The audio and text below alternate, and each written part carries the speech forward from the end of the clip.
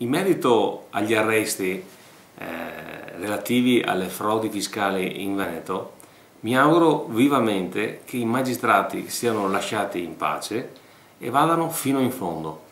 Io credo che questo potrebbe essere solo l'inizio di un nuovo capitolo, di una nuova Tangentopoli, questa volta tutta in salsa veneta, e quindi mi auguro che si vada a scavare, si vada a fondo, perché in questa frode fiscale vengono tirate in ballo numerosissime opere pubbliche.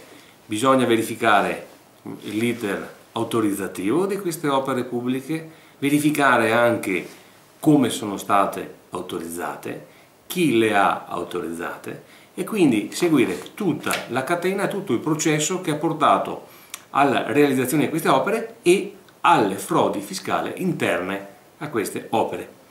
Io credo sia importantissimo che la politica assecondi la magistratura, assecondi gli inquirenti affinché riescano a fare il loro lavoro senza nessun tipo di condizionamento. Anzi, la politica in questo caso finalmente deve sostenere fino in fondo, con massima forza, quelle che sono le indagini degli inquirenti.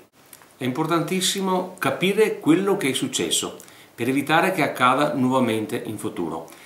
Queste opere, queste grandissime opere, che spesso da quello che si legge e si sente costano il doppio di quello che costano in altri paesi e stati membri, e qui si potrebbe anche ricordare la statistica che vede la classifica dei paesi corrotti al mondo, dove l'Italia è tra gli ultimi posti per quanto riguarda i 27 stati membri. Tutti questi costi, oltre ad andare a gravare sulle tasche dei cittadini, alla fin fine, siccome si parla di opere pubbliche che hanno un impatto ambientale importantissimo, molto rilevante, vanno anche a scapito dell'ambiente e quindi della qualità della vita di tutti i cittadini. Quindi vanno a discapito del territorio, vanno a discapito delle falde acquifere, vanno a discapito dei pochi terreni agricoli e dell'ambiente naturale che sono rimasti nella nostra regione, che è una delle più cementificate in assoluto a livello europeo. Il Veneto purtroppo non è un buon esempio per l'Europa. Ci sono dei conflitti di interesse molto importanti, a mio avviso,